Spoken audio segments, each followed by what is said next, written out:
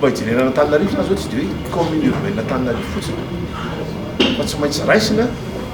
commune urbaine Antananarivo miaraka amin'ny commune périphérique efa misy amin'ny telopolo mahery izy ireo zany hoe fampandrosoana Antananarivo zany tsy hijanona tsony eo amin'ny lafiny hoe commune urbaine fa tsy maintsy hitatra any amin'ny commune manodidina azy ka raha mivangoky Antananarivo le atao commune urbaine le mponina tsy maintsy mijery zany ao anatin'le plan d'urbanisme sy ny tetikady hoe ahoana ny fomba hisarihana zay ny olona mba tsy hivangoky etsony dia amin'ny alalan'ny hoe fametrahana fotodrafitrasa sy fampitaovana velany Antananarivo mba hifixena ny tsy maintsy ataon'ny fanjakana koa zay tsy fanjakana koa zany fa ny collectivité na fanjakana ny hoe anamorana ny fivezivezen'ny olona satria raha ho fixenao any ivelany Antananarivo ny olona kanefany le fivezivezeny tsy afaka tsy hoe tsy malalaka na hoe tsy mifiloja tsara dia ho sarotra aminy mijanona zay zany ny anisan'ny aksana koa tsy maintsy jereny mety misy eritreritra ihany koa hoe anisan'ny hoe eritreritra zany zao hoe maninona moa raha misy toeram-piasana mba atao ivelana Antananarivo am'izay ohatra hoe ministère anankiray na koa mba spécialisé le amin'ny lafin'ny fampandrosoana amin'ny lafin'ny fanajariana zany dia misy tetikady maro afaka eritreretina hoe io zany lafin'ny teknika zay fa dia fanatanterahana azy ny tena zava-dehibe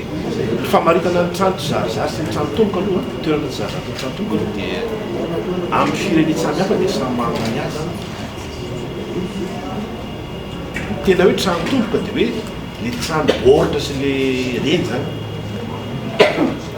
le la réunion kely reny tadidinareo reny tena hoe trano tomboka famaritana tany aloha fa ny firenena Kambana nametraka zavatra anankidimy amin'ny hoe raha ireto zavatra anankidimy reto tsy ao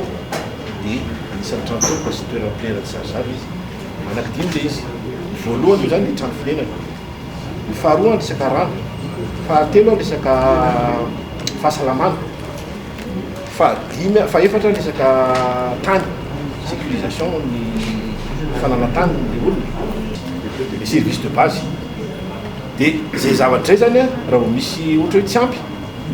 dia azo considérena hoe trano tomboka bidonville ka eto Antananarivo zany zao